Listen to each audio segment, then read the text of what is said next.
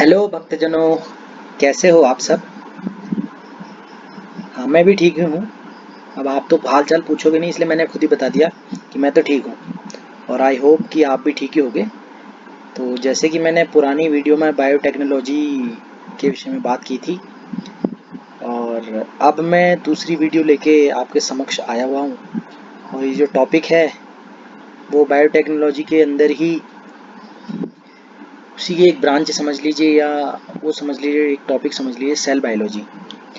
तो आज हम ये टॉपिक शुरू करना चाह रहे हैं। वैसे तो ये बहुत बड़ा टॉपिक है, तो इस टॉपिक में हम बाद में डिटेल पढ़ते रहेंगे। इसका पहला पार्ट है, फिर इसका दूसरा पार्ट फिर आएगा। पहले अभी ये वाला पार्ट वो करते हैं, बाकी इसमें जो भी कमी पूछती रहेंगी वो दूसरे पार्ट में पूरी कर लेंगे।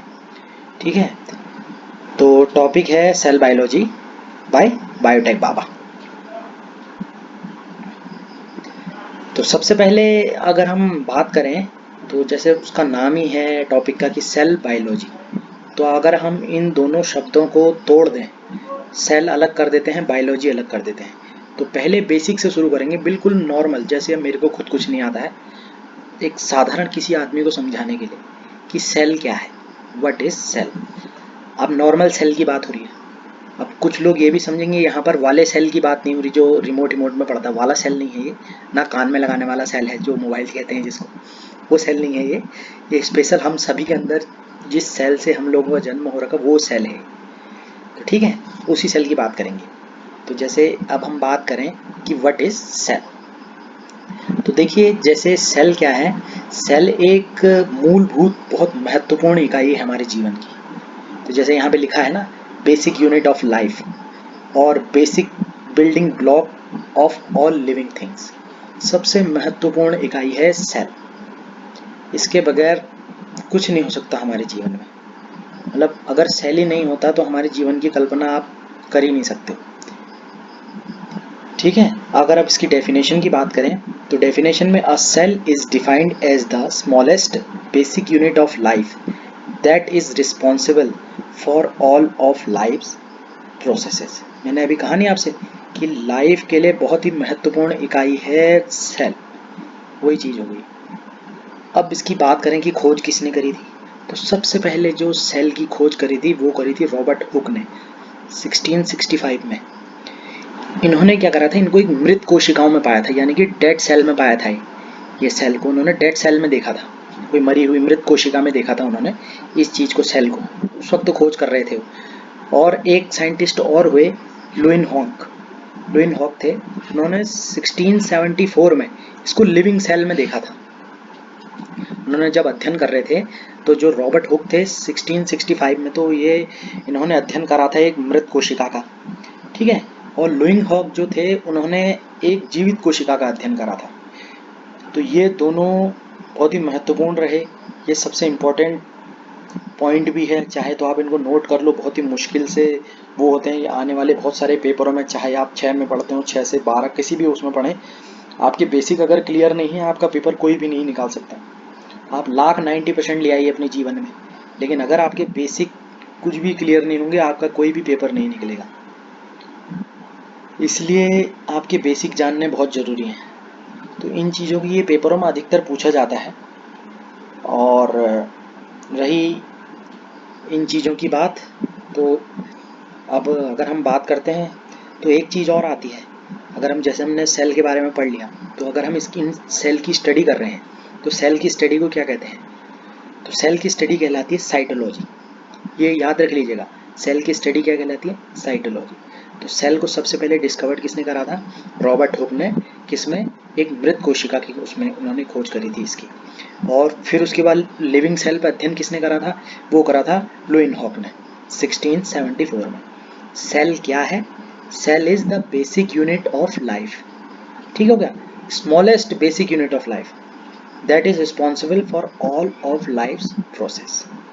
ठीक है, आई होप कि ये स्लाइड्स अब तो इजी है, इतना तो कोई भी समझ जाएगा। बहुत ही आसानी से आपको समझाने के लिए इतनी मेहनत करके आपको दिखाई गई है। और मैं चाहूँगा कि प्लीज़ इसमें अपना रिस्पांस दें, मुझे बताएं कि क्या लग रहा है आपको, मेरी कोशिशें क्या अब तक हो पा रही हैं, नहीं हो पा रही हैं, प्लीज़ बताइए, मैं उसी के इंतज़ार में हूँ। अब हम बात करें, जैसे सेल की हमने बात करी, तो सेल के कुछ महत्वपूर्ण पॉइंट के बारे में बात कर लेते हैं, ठीक है। तो जैसे मैंने बताया कि cell are the basic unit of basic building block of all living thing, ये तो हमने पढ़ लिया, पीछे पढ़ा, ठीक है। तब ये क्या कह रहा है, the human body is composed of trillions of cell, मतलब हमारी जो बॉडी है बहुत सारी सेलों से मिलकर बनी हुई, एक नहीं गुच्छा ही गुच्छा बैठा है। अभी आगे हम धीरे धीरे इन चीज़ों को पढ़ेंगे, अभी ये नॉर्मल बेसिक पढ़ाया जा रहा है, बिल्कुल जितना भी हो रहा ना, तो ये आगे हम पढ़ेंगे तो बहुत सारी कोशिकाओं से मिलकर एक कोशिका बनी हुई है।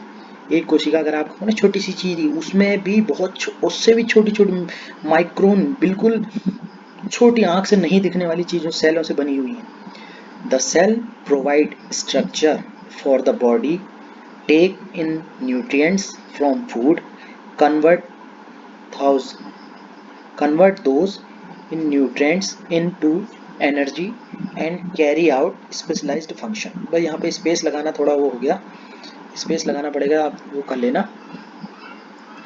मतलब ये क्या कह रहा है, जो सेल है वो हमारी बॉडी में मतलब एक स्ट्रक्चर देने का काम करता है।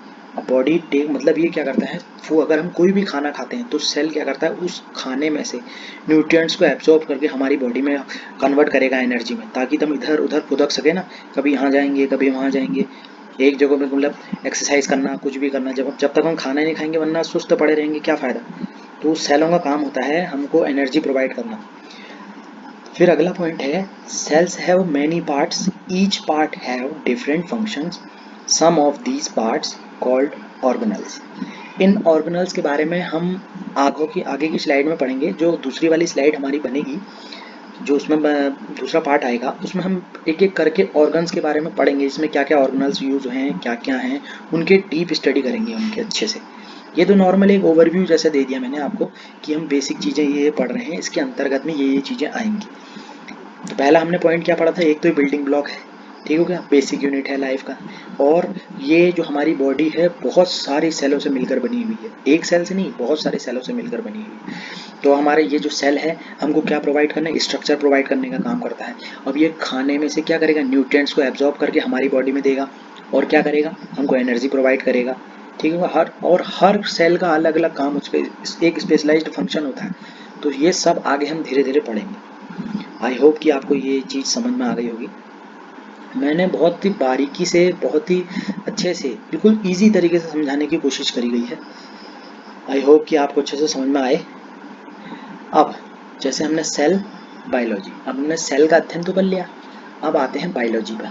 तब हम इन दोनों का मिक्सचर एक ही साथ बनाएंगे। तो बायोलॉजी जैसे हम जानते हैं कि विज्ञान, जीव विज्ञान, ठीक होगा, बायोलॉजी मतलब जीव विज्ञान हो गया, मतलब इसमें हम स्टडी किस चीज़ की करेंगे, एक स्टडी करेंगे इसमें हम लाइफ की, और ये दो शब्दों से मिलकर बना है, बायोस प्लस लोगस। जैसे कल हमने बात करी थी बायोटेक्नोलॉजी में, bio plus tech plus logos, इन चीज़ों की बात करी थी ना। लाइफ उसमें एनी लिविंग थिंग, टेक का मतलब क्या हुआ, टूल्स, और लोगोस का मतलब क्या हुआ, स्टडी ऑफ। अगर हम किसी बायोटेक्नोलॉजिकल टूल्स की सहायता से किसी जीवित वस्तु का अध्ययन कर रहे हैं, उसको बायोटेक्नोलॉजी कहते हैं। अब यहाँ क्या कर रहे हैं, हम किसी लाइफ का या किसी जीवित वस्तु का हम अध्ययन कर रहे हैं, बायोलॉजी के ही अंतर्गत बायोटेक आता है, ठीक है। तो सबसे पहले बायोलॉजी के जो फादर माने जाते हैं, इन पॉइंटों को आप प्लीज़ नोट कर लीजिएगा, मैंने इसलिए बहुत हाईलाइट करके आपके समक्ष दिखाए गए हैं ताकि आप बहुत अच्छे से इनको कर सकें। ये लिखा है सबसे फादर ऑफ बायोलॉजी, ये बहुत पेपरों में पूछा जाता है, अधिकतर अभी तक हर साइंस के जितने भी पेपर होते हैं अधिकतर आता है फादर ऑफ बायोलॉजी, अरस्तु को माना जाता है, ठीक है। अब दूसरा पॉइंट ये नोट कर लीजिए, बायोलॉजी टर्म जो कॉइन करा था वो किसने करा था और कौन से सन में करा था। बायोलॉजी टर्म जो कॉइन करा था वो दिया था लैमार्क ने 1801 में। तो आप ये देख लीजिए, बहुत महत्वपूर्ण बिंदु बताएं, फादर ऑफ बायोलॉजी क्या बताया मैंने, अरस्तु, और बायोलॉजी टर्म कॉइन किसने करा था, लैमार्क ने 1801 में। अगर हम इसकी डेफिनेशन की बात करें तो डेफिनेशन क्या कहेंगे हम सीधे सीधे, किसका अध्ययन, जीवों का अध्ययन, कोई जीवित वस्तु का अध्ययन, वो क्या कहलाता है, बायोलॉजी कहलाता है। The study of living organism, कुछ भी ह्यूमन से ले कोई भी और जीवित ऑर्गेनिज्म कुछ भी हो, वो सब बायोलॉजी के अंदर है। Biology is the science of life. देखिए ना, वही बात आ गई, अध्ययन करना है किसी भी चीज़ का, इसमें किसी भी जीवित वस्तु का। पॉइंट आ गया होगा ना समझ में।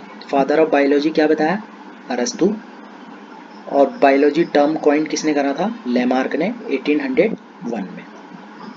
ठीक है, आई होप ये वाली स्लाइड भी समझ में आ गई होगी। अब हम बात करेंगे सेल के टाइप की। वैसे तो होने को सेल बहुत विभिन्न प्रकार के होते हैं, तो फिर भी उनमें से इनको दो ग्रुप में डिवाइड किया गया है।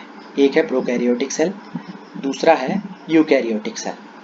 ठीक है, प्रोकैरियोटिक तो एक तो उनमें पाई जाती है जैसे बैक्टीरिया, ईस्ट, फंगल इन चीज़ों में होती है, सिंगल सेल होते हैं ये, तब इस वजह से इनको प्रोकैरियोटिक में रखा जाता है। Eukaryotic cell, plant cell, animal cell, इसके उदाहरण ये हो गए। एक तो प्रोकैरियोटिक सेल क्या होती है? हाफ डेवलप्ड होती है, पूरी तरह से विकसित नहीं होती है, आधी डेवलप्ड होती हैं। और यूकैरियोटिक सेल जो हमारे उसमें पाई जाती हैं वो पूरी तरह से डेवलप्ड होती हैं, जैसे प्लांट सेल हो गई, एनिमल सेल हो गई। ये दोनों के दोनों पार्ट हैं किसके? सेल के। इनके अध्ययन हम इनका डिफ्रेंशिएशन हम बाद में करेंगे। मैं अभी कोशिश कर रहा हूँ कि आपको पूर्ण रूप से एक स्लाइड के माध्यम से समझा दूँ, ईजी तरीके से, बिल्कुल इतना ईजी तरीके से समझा दूँ, इतना ईजी आपको किसी भी उसमें नहीं मिलेगा, इतने आसान है। क्योंकि आदमी लिखी हुई चीज़, मैंने कल भी बोला था, आदमी लिखी हुई चीज़ बहुत देर तक नहीं याद कर सकता, लेकिन एक चित्र के माध्यम से अगर किसी चीज़ को समझाया जाए तो बहुत जल्दी आदमी के दिमाग में बैठती है। आप इन चित्रों को भूल ही नहीं पाओगे, इन एरोज को कभी नहीं भूल पाओगे अगर ढंग से एक बार भी देख लोगे तो। आपके बहुत सारे पेपरों में काम आने वाली ये चीज़ें हैं। और आज बायोलॉजी एक ऐसा सब्जेक्ट है, यहाँ तो आपको सबसे पहले चित्र के माध्यम से जितना आप अच्छा एक्सप्लेन कर सकते हो, लोग उतनी जल्दी समझेंगे। आपने शब्दों को नहीं, आपके चित्र के माध्यम से आप कितनी जल्दी एक्सप्रेस करना चाहते हैं, ये चीज़ है। तो आप टाइप्स ऑफ सेल हम समझ गए हैं। पहला क्या बताया मैंने? प्रोकैरियोटिक सेल, दूसरा है यूकैरियोटिक सेल। प्रोकैरियोटिक सेल क्या है? हाफ डेवलप्ड होगी, इसका उदाहरण क्या है? एक बैक्टीरियल सेल होगी। ठीक है, और यूकैरियोटिक सेल क्या है? फुली डेवलप्ड होगी, इसका प्लांट सेल या एनिमल सेल इसके अंतर्गत में आते हैं।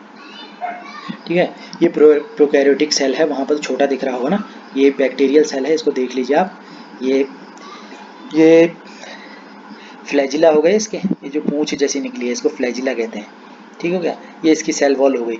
ठीक है, और ये कि कैप्सूल हो गया इसमें, इसकी प्लाज्मा मेम्ब्रेन है। ये राइबोसोम्स होंगे जो धब्बे धब्बे जैसे होते हैं, प्रोटीन के बने हुए होते हैं।